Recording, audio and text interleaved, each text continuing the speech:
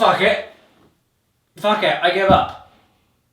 You know what? I was so excited to make a video about this game because of how awful I heard it was. And hey, look, I love Resident Evil so much. I was willing to do this video months in advance before Halloween and do it as a kind of, oh, this scary game isn't scary, lol video. I even went out into the deep, dark woods in the broad daylight to further illustrate my points. And I wrote an entire intro outdoors involving hats and sticks, and it was really funny, I swear. I even went out for a drive even further away for more footage outdoors by some water, and I even pointed at it because fucking hell it's dirty. But no, I gave up on all of that. Because this game is one of the most boring and insufferable games I've played in such a long time, it wasn't worth an intricate video introduction outdoors.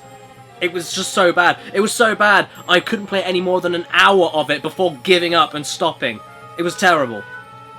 So, I got nothing more to say other than enjoy the feature presentation, I guess. Or not. Hate it. I wouldn't blame you.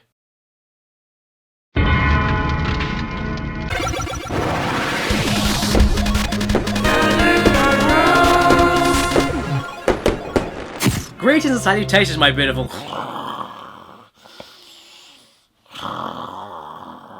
people, and welcome to the Caddicarus show, where I always have to do the dirty deed of deciding whether or not a game deserves to be slaughtered or salvaged. Now, I think we already know what's going to happen to this game we're going to be talking about today, but alas, you came here to watch a video, so here we go. Resident Evil Survivor.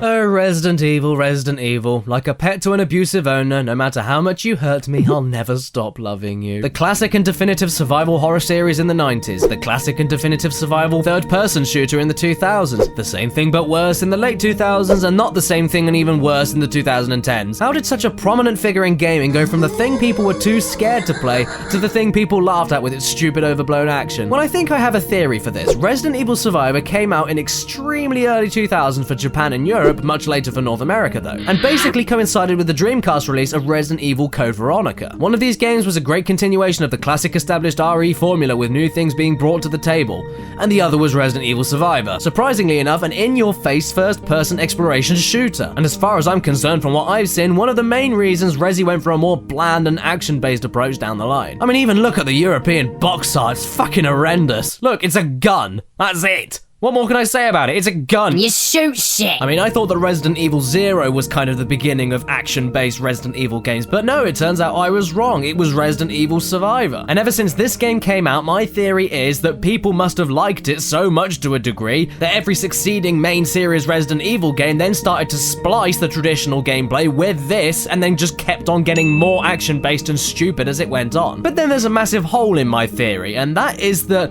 well, look how well Code Veronica did, in a genre that nobody supposedly wanted anymore. And here's how well RE Survivor did. If anything, my theory isn't anything to do with why Resident Evil became more action-based, it's how much AAA companies don't understand anything. Why people then thought that sequels to Survivor and an entire gameplay shift would benefit the franchise and would still work after 12 years down the line, I do not know. I never will know. Bollocks to it all, let's give it a go. So the game opens with 10 out of 10. As we wake up from a helicopter crash, not remembering a single thing about our life. I don't remember anything. Who am I? Okay, yeah, I love this voice acting. It's the best thing about this game by far. But I just can't remember. Also, I didn't realize we were playing as fucking Donkey Kong. Jesus, where are the bongos when you need them? Oh man, look, a zombie is coming. The first reveal of Resi Zombies is always the best. What's gonna happen? What?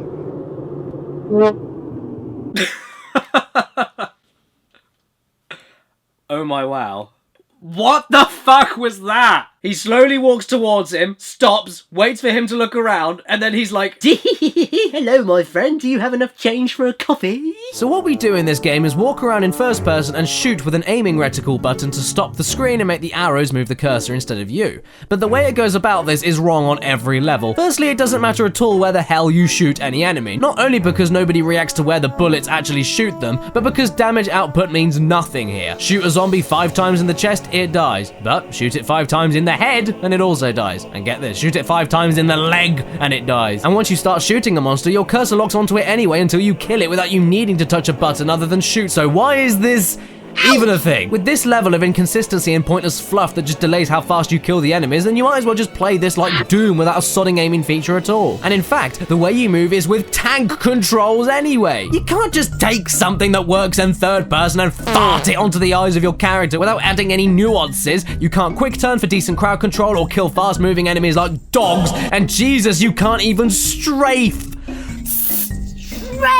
You can't even strafe in a first-person survival horror with corners and fast enemies. What? And yes, I checked the options and even checked the manuals, all one of them, and there's absolutely no other controls other than move, aim, and shoot. And a sprint button, I suppose. But what's the actual point of that when you have barely any movement at all? What's this? Provoking a reaction? Oh, you certainly succeeded with that, because I vomited. So we continue onwards into some rooms with the game desperately trying to spook me with no music and eerie sound effects, but instead just failing miserably at it, and literally after maybe about 3 or 4 rooms of hilariously dopey zombies, whoa, a spider already. Wow, these guys were freaky as fuck and difficult in other Resi games. I think I might have gone the wrong way because I'm certainly ill-equipped for this task.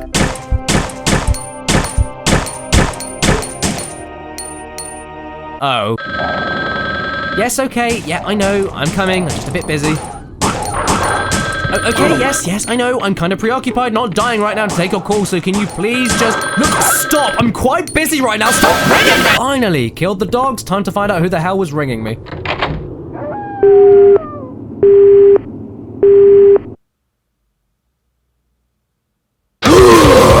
Oh my god, is that a licker? Is that a licker? Already? Jesus, how many enemies have we seen in the last 10 minutes? Oh god, now I'm really not prepared for this, but I guess I've got no choice. Come on. Oh my god, there's 2! Shoot them all die. And all of this for some more incredible dialogue. Vincent. Who is this? Vincent? Who's that? Wait. Am I Vincent? Vincent, you are a murderer. A murderer. A murderer? What are you talking about? Answer me! Okay, well either they just revealed the plot twist immediately, or the reason they've done that early is because we are definitely not Vincent. Either way, that's shit storytelling, and by the way, we sound like dying.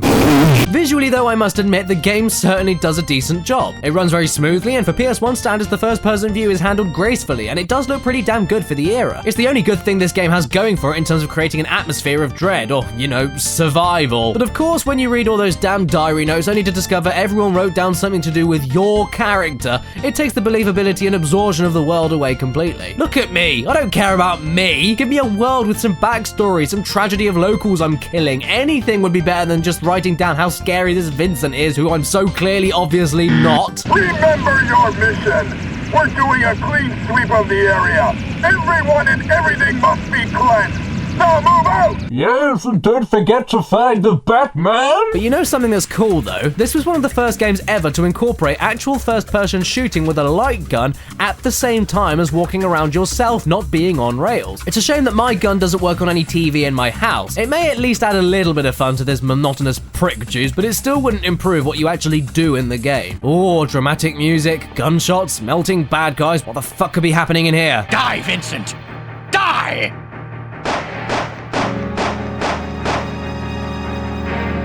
10 out of 10. Oh, fucking hell. If you didn't think his name was Vincent before and that he was a murderer, the game very subtly hints at the fact that that may not actually be true for it to be revealed this early in the story. This is me. I am Vincent. It was all my fault. Who are you? Wait, what? Wait. Please don't kill me. I didn't know anything about you then. So in a futile effort to use the Force, Guy, who is definitely not Vincent, seems surprised that children are running away from his permanently fixated scowl, and then I run off after this child like a creeper and grab a shotgun, and oh my god, you're serious, aren't you? Wow. Hunters. The ending enemies and biggest, scariest threat of Resident Evil 1 are here half an hour into the game, and I made an absolute joke of with the shotgun I just got 10 seconds ago. Look at these proud and vicious creatures. Now watch them as they're degraded to...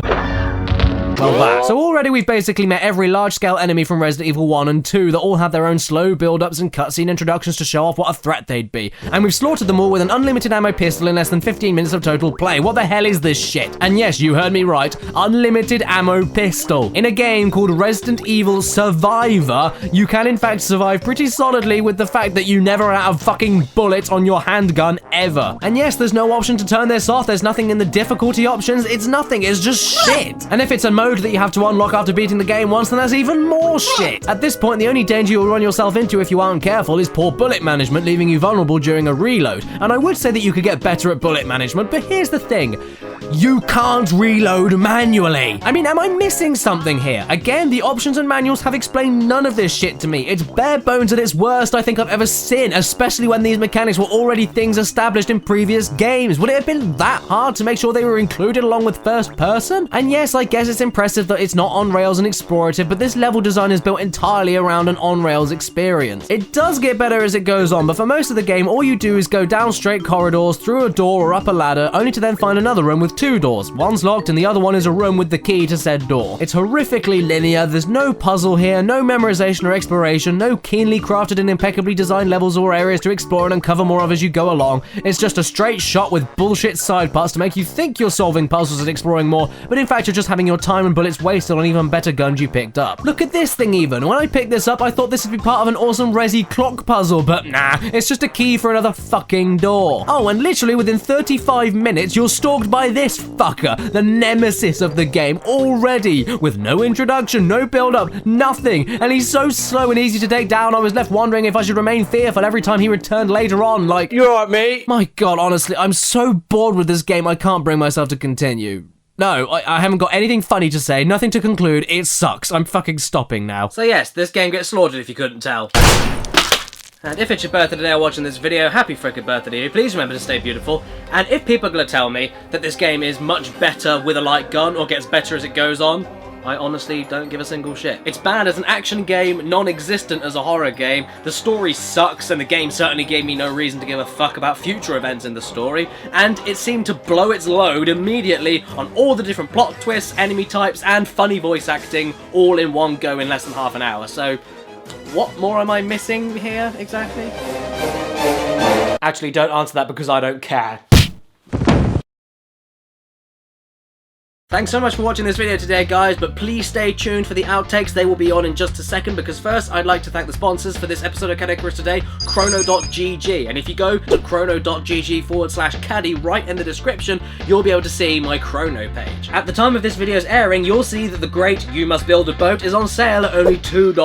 $2. That's cheaper than a large chocolate bar over here. And that's not all. On chrono.gg/caddy, every single day, like I said, a new game is chosen. And in the past, there has been Stealth Inc. 2 at $1.50, Apotheon at $3.50, and even Rogue Legacy at only $2, like You Must Build a Boat. As far as future day-by-day offers go for these awesome games, I'm afraid I can't tell you what they'll be exactly. You'll have to check out the site yourself every 24 hours to see, but you can always bookmark it or remember the name, chrono.gg/caddy. And for an added bonus, whatever you do buy through that site supports my channel directly, so you can help contribute to the 3 video per week schedule and help keep everything afloat. So if you choose to do that, thank you so much. And thanks for listening if you stayed through all of this. Here are some outtakes for you. Take care, everybody, and farewell.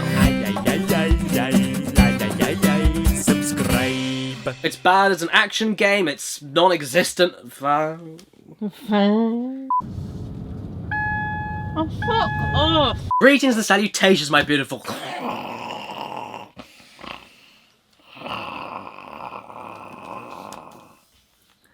Do you want to try poking me in the head? I didn't want to be caressed by the stick. I wanted to be poked by it. Greetings and salutations, my beautiful. Sorry. Sorry, Okay. I can't. Okay, I'm alright now. Right. Okay.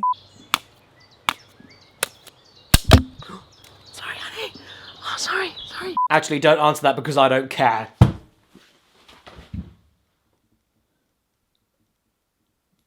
I was gonna say that sounds really my painful. god! Oh my god! You okay? No! Let's have a look. We've got a bruise. Oh, I don't know, have I? Not Have yet. I bruised? Have I bruised my face?